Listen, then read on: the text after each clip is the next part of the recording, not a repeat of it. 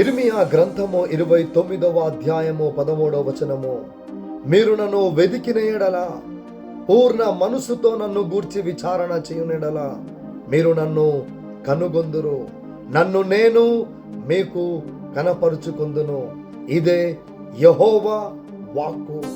Yes my dear friends, what promise is given to those who seek God with all their hearts?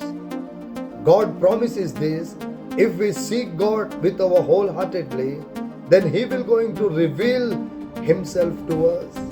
This is the beautiful promise that God will going to keep in our life. That's what the scripture says. The gospel according to the Matthew chapter 6 and 33. Seek ye first the kingdom of God and His righteousness, and these all things shall be added unto you.